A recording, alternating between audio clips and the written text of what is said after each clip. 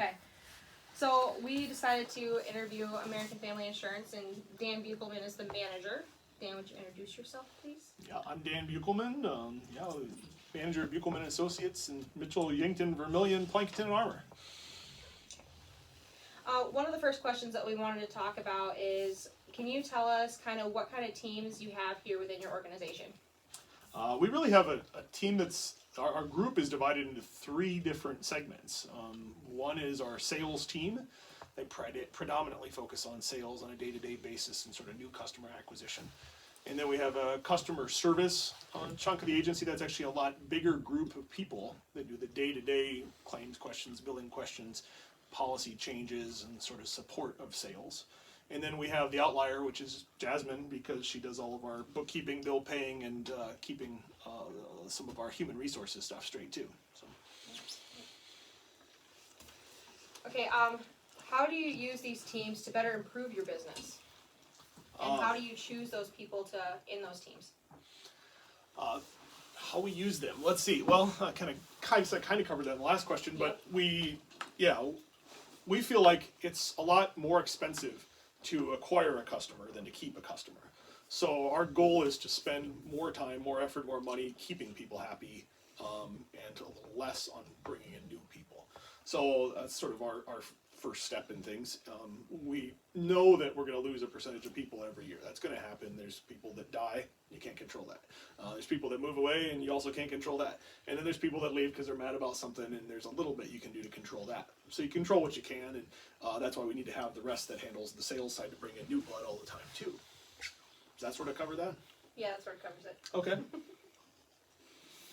We have more questions that kind of go more in depth on the teams and how you facilitate and manage them. So. Okay. All right, next So question. that switch behind you, flip that switch so we get those lights on. It's too dark over there. Yeah, that's a little better. I'm not used to turning those ones on. Okay. Have you ever had a team or coworkers that have not gotten along, and if so, how do you handle that as the manager? Yes, we've definitely had people that have not got along. Usually I feel like problems will work themselves out eventually.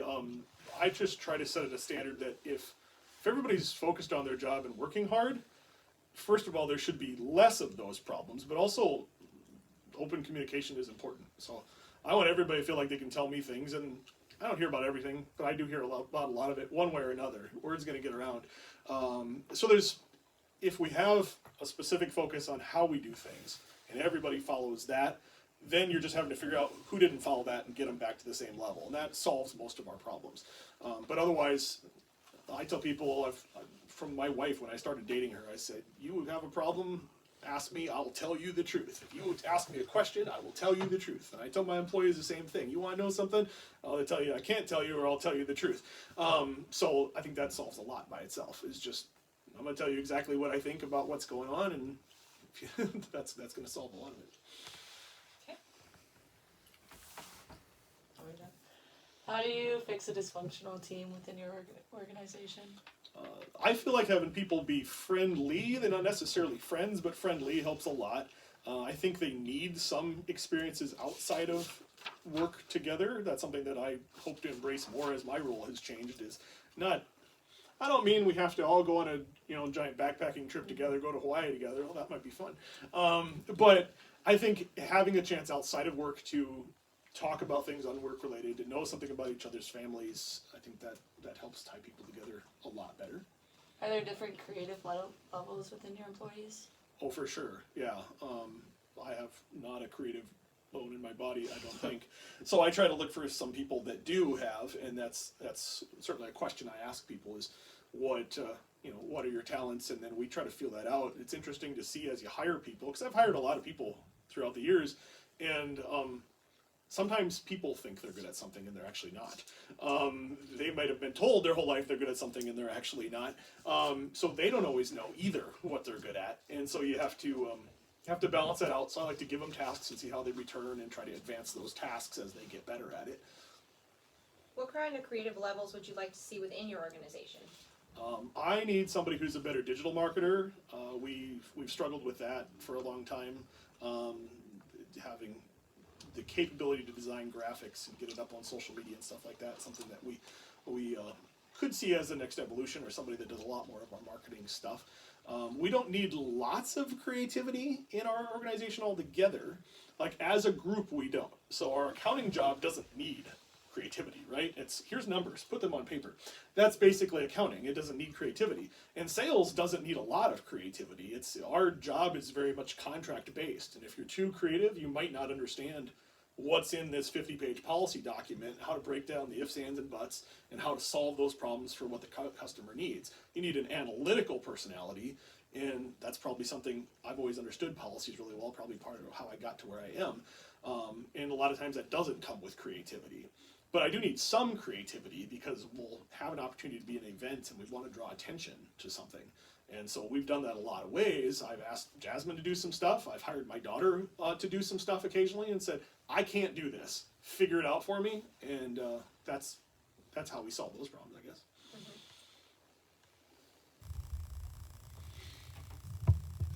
How cohesive is your team and why? It depends on how you classify my team because we cover 5 locations. And most of those people work in multiple locations in one fashion or another. So if I take the whole group, we're not that cohesive. But then, for example, Courtney is at Vermillion and doesn't go to any of the other offices and works part-time. So although people might like her or not like her for that matter, they don't see her hardly ever. They don't interact with her hardly ever. She's sort of by herself on an island out there. In the Mitchell office, we have 8 people that are in and out of this office all the time, so they have to be fairly cohesive, or at least understanding and get along with each other to a large degree. If there's something that's annoying them, that'll spread fast because that group's so tight-knit and reliant on each other too. We're busier here than at any of our other locations, so a couple people out of the office can create a lot more stress for everybody else. Do you use the 5 stages of team development? I do not. That's a newer philosophy than when I went to Wesleyan for business and management. So no, I'm not aware of what those are. Is that something that you would like to implement if you learn more about it? Quite possibly. I mean, I took a seminar this last summer from Glenn Shepard, and that wasn't focused on this specific philosophy of management. But he was an interesting guy and had a lot of ideas about how to hire the right people, how to retain them, how to have your team get along, and I made a lot of notes during that thing, and in that session alone, I made, in the first 5 minutes, I thought, this guy's nuts. Like, I'd never work for this guy. I was ready to just get up and walk out, but I stayed and got through that, and he gave lots of great ideas. Sometimes implementation is hard because you're just busy doing day-to-day business, and also execution can be tricky because you're changing culture. And you don't change culture overnight. You don't change culture with the same people. You always have to kind of change it as you bring on more and as people leave, and you got to gradually shift in a direction. But yeah, I'd be interested in it. Yeah. How do you facilitate team norms? Like, how do you make everyone feel like they're a vital part of your team? There's little things. First of all, people have managers that they report to, and so those managers try to keep people communicating with them and then responding back to them about both what they did right and what they did wrong. This is, again, a really hard business to learn. It takes you a year. You got to take 2 massive books and study for state licensing tests, pass those, then you have to learn computer systems that are different than any other industry in the market, then you have to learn policy language, and then you actually have to learn how to do your job with all of that. So it takes a year. It's a lot of investment for us up front, trying to get people like onboarded and working. So we don't want to hire people and not have them be successful or not have them survive, because it's just wasted money on our part. So we want to say, you're doing this right while we're saying you're doing this wrong, to try to give some positive feedback as along with the negative. I think that's probably a big part. And we do some little stuff. We recognize their birthdays, and we try to, now and then, just a feel-good thing, get cupcakes or ice cream or something like that too. And it keeps everybody happy. One other thing there, I also believe in, at least in the sales roles, that your income should rely to an extent on your results. So commission salespeople, right? If they sell a lot, they can make a lot more money. But I also don't want them to, like, if they had a bad month, I don't want them to starve to death either. I don't want to give them nothing. So I try to design a pay structure where they're getting some money all the time, and then they get more if they do well. And that base money isn't It's not you're gonna get rich on it, but you can hopefully live on it, and then your success leads to I wanted the fancier car, the house, or the trip, or whatever that is, and that's how I get there. So that's different from our customer service to our sales, but sales has that opportunity to get results from what they do.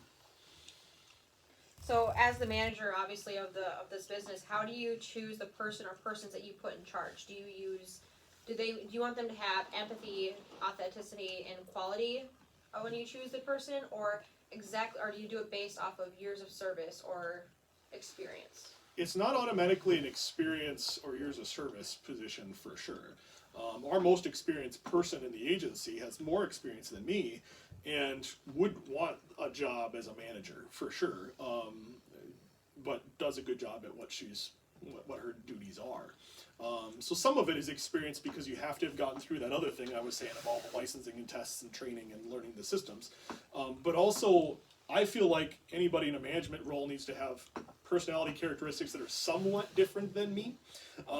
So our customer service manager, part of why I advanced her into the role that she's in, she started as my assistant. And when I hired her, I said, I'm going to give you all of the junk that nobody else wants to do. If the car needs washed, you're going to take the car to get washed. If it needs gas, you're going to put gas in it. Whatever it is, I'm going to give you all this stuff to do. And frankly, I didn't like filling out applications. They're a pain. So I said, you fill them out, bring them back to me, and I'll do the last few details and get them signed. That was where I wanted to be. And so she got into that role because she was very detail focused. And I have an analytical mind, but I don't want to have to focus on minute details, like getting every check on every blank every time filled out. So she can do good at that by going, okay, here's all of those problems. Let's put a system in place, and if everybody follows the system, we'll never have that problem, and implement that everywhere. Now, she certainly has gaps in her abilities too, but that's worked really well so far. Does your organization have any lack of communication, and if so, how do you handle it? I think any busy business will say there's a lack of communication somewhere. There's really not a reason for that because with the technology, like, you should be able to keep everybody on the same page. There's always going to be somebody who feels like they didn't know. And I've been not just involved here, but involved in nonprofits of a variety of sorts. I'm a scout leader. I'm the president of Mitchell Main Street and Beyond. I do a lot of other things that communicate with lots of people. And you'll always have somebody saying, I'm not getting the message, I don't understand, or they got an email and they didn't read it, or something like that. We try hard. We use Microsoft Teams, which is sort of essential to our business. And that software has evolved. Now you can have virtual meetings and do all kinds of things with it. But the first version of it was sort of a group chat. It was just a way to group chat everybody. And so if somebody had to come to work late, or their kids were sick and they couldn't come to work today, they just had to post on Teams, like, I'm gonna be 15 minutes late, car wouldn't start, I'm jumping in, or, my kid's sick, I need to take him to the doctor, I'll be in after lunch. They would do that so everybody in all the locations knew the basics about who's in, who's out, and if a customer calls for them, what to tell the customers about what to expect, or shift that work to somebody else. That was a good start. And then, of course, we use email, we use weekly meetings of both the sales team and the service team. We don't really do a agency-wide meeting. It's too hard to do because somebody's got to answer the phones and people will walk in. And so we break it up into two groups, and I think we do a good job of it, but I think any business that's busy is going to say we could use better communication. With the staff meetings and status meetings that you usually hold, do you have anyone that sends out an agenda of any kind with the staff or with clients of any sort? So they have a heads up of what it is you're going to be going over? With staff, my sales meetings have a basic agenda that's the same agenda from week to week. I sometimes add specifics or attachments that I think are something that I want to show them.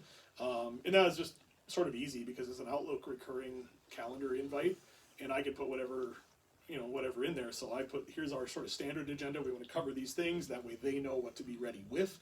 And then I'm going to ask them about those things every week. Like, what are you working on right now? What are the problems you've been running into? So that they gather those up and bring those to that meeting, and we can learn from each other. I don't want to be the only resource. So our second most experienced salesperson knows a lot of things. And if she has approached a situation I haven't, she might have an answer for one of those other salespeople too. So we have those group discussions and kind of solve that. You mentioned about with customers, we don't really do agenda-based selling. it's a good concept in a lot of ways, but it doesn't fit insurance very well because people are usually focused on one thing at a time. Like when you do like the PIRs. Yeah. Is it, when you send that out, do you have an agenda that you send out with them? Or do you send it as an email? Or how do you and Laura specifically come up with those? So PRR is a personal insurance review, and so it's existing customers. We try to bring in at least every 2 years to do a review of all their policies. Right now, most of those are done through phone and through virtual type meetings, Zoom and stuff. We do offer in-person ones, but less people want to do that. We don't really send an agenda to the customers, but I am frequently just tying the calendar invite to the customer so that they have a reminder. The old days of people writing it on their calendar, it doesn't work very well. People get busy, they don't look at their calendar. So if it's on their phone and it reminds them, and then they also get a text message the day of, then it's more obvious, they're more likely to follow through. But we don't really do an agenda for that meeting. We don't even really send, in most cases, any policy documents ahead of time. They get stuff from the insurance company all the time. They think they get too much. So we don't want to muddy that water. We do, in a totally different avenue, when we do our farm reviews, we send all of their policy information ahead of time, so they've had a chance to make notes. That group is used to doing that. Sort of commercial business and farms is a whole different world than auto and home insurance customers, and so we got to treat them differently too. What do you do to keep your employees engaged and interested in what they're doing to get to your overall goal? I try to give people a path to success. I think that helps a lot. I've hired a lot of people as interns. And first of all, it's beneficial to business in all kinds of bluntly honest ways. First of all, part-time employees are hard to find when you're hiring people in their 40s and 50s, right? So part-timers as interns is a great way to start out. You also don't have to pay interns lots of money. I want to treat them fair, but I don't have to pay them lots of money, and I can see if they work. If they don't work, it's easy to solve that problem, right? The internship ends, it's only so long, and they move on to something else or whatever. Those who do work out, you give them a path and say, sure, I'm not paying you a lot now, but get done with your schooling, we'll raise your pay, we'll give you a path to success down the road. I think that's probably the best, most engaging thing we do is try to say, you're a student, you're spending a lot of money, you're borrowing money, and you want to make a lot more down the road. And you get that day one when you graduate, you will make a huge salary, but you need a path that somewhere you will. And I try to open that up and give people those chances, however we can. Yeah. What do you do to increase your productivity when you're lowering costs? Lowering costs. I don't know. We haven't had many years of lowering costs. Even through the pandemic, we were a little freaked out of what would happen to business, and our business actually grew through the pandemic.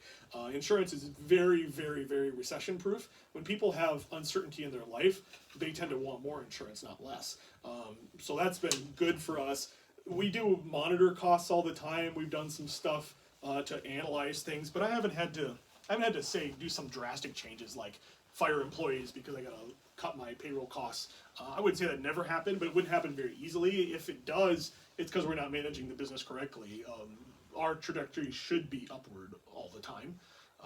So I mean, I've done things like looking at our phone costs and changing our phone providers and some things like that were minor, but I haven't had to do large scale, we're gonna cut a bunch of people kind of reductions. I'm glad I haven't.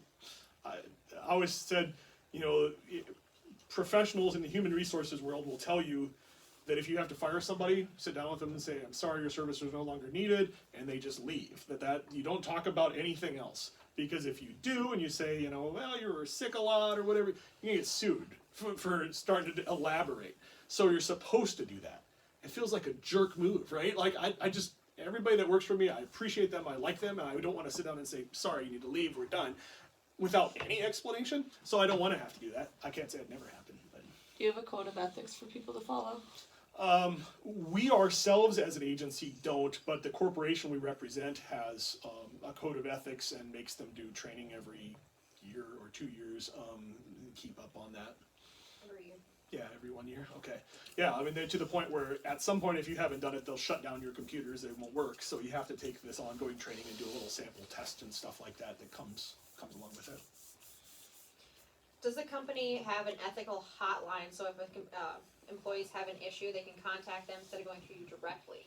Again, as an agency, we don't, but AmFam does. So if one of my employees thought I was doing something terribly wrong, they can report to my district manager or AmFam has a 24-hour code of ethics hotline that will take complaints, and then it'll trigger an investigation, and they're supposed to protect the identity of the person who reported it and that kind of stuff. A lot of times that'd be hard to really thoroughly protect the identity of that person because, you know, even though there's 15 of us, we're a small business. It would be awfully hard to protect that well. But yeah, we do have an avenue for that.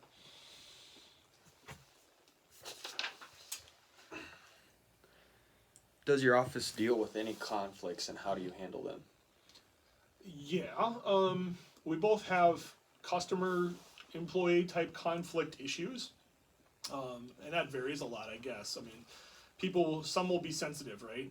My bill changed by 10 cents and I'm screaming angry. Yeah, we have some of those. It's happened. We have a guy who has PTSD who will be friendly as can be one time and then just scream and yell and swear at you and tell you about how the Jews are taking over the world and all this other kind of stuff. And if you know it, right? I mean, if you're me and you know this guy, you go, yeah, let him vent for a while and let him hang up the phone, and then he'll call back later and be fine, right? So if you know it, that's easy. But if you're not ready for that, if you're the new hire or somebody hasn't told you, by the way, if this guy calls, that can be really upsetting for employees. So part of our process with customer conflict is when we hire someone new, we go through a book of all of our handbook, what we expect out of people. And in there I always talk about security and safety and stuff, and basically I tell them then that my goal with security is protect you first. That if they destroy everything in my building and take all the cash in my building, that's not much. We've got insurance besides, but even if they didn't have that, that's not much. We want to look out for you. So I had one time where I had a call from our AmFam corporate security. They said some guy had assaulted an adjuster, and they were afraid that he might come. He had assaulted him with a screwdriver. They were afraid he might come to one of our buildings, and I called everybody up and I said, this guy shows up, just leave. Just walk out the door, whichever way you can go. Don't talk to him, do nothing. Now, he didn't ever show up, fortunately. So, but my goal is put them first as far as that. Otherwise, conflict between employees is a lot different. I feel like normally it's best to get both sides of the story separately first. But 2 years ago, we got everybody, not even that long ago, we got everybody together and addressed some conflict in this room together. We shut down every building and brought everybody in the room, the whole group, and said, let's talk about it. What are your issues? And if you ask my employees, would they say everything got solved? No. We made some little adjustments to make it better. So I think when people are passionate about what they do, you're always going to have conflict. But it's whether they can treat each other appropriately. And if I had somebody that treated other people really badly, I just have to get rid of them. But I think there's a lot of mutual respect for. I say, like Laura upstairs there at the front desk, she's my customer service manager. I can do her job. I can't do her job the way she does her job, not well, right? I can't do Jasmine's job the way she does her job. I told her I went to school for the same stuff she did. I could. I wouldn't want to. I'd be bad at it. I could spend many, many more hours doing a much worse job and getting it done. So if you have everybody understanding that we have our avenue, you're really good at this. Tiffany upstairs, she can sell ice to Eskimos. Nobody else says they want to have her job, right? Because she's really good at it. So there's going to be conflict, but as long as they go, I can't do their job, they're doing it well. So keep everybody on that same page. Does your organization have a grievance policy? And if so, what is it? We have a basic grievance policy. It really says if you have a problem, report it to your direct supervisor. If that's not appropriate or comfortable, let me know. And for that matter, the agency is officially, technically run by Ron. Ron doesn't come to the office and work on a regular basis, so they can go to him. And then American Family, as a corporation that we represent, has avenues for that as well. Really hasn't ever been an issue, I'd say, beyond me. I mean, in my earlier years, we would take gripes right to Ron, and Ron's a lot like me in that it's sort of brass tacks, right? Like, tell me your problem, have them tell me your problem, we'll talk about it, and then he'll make a decision and we'll move forward. Well, that's kind of my approach too, is you may not love it, but here's the decision, let's move forward.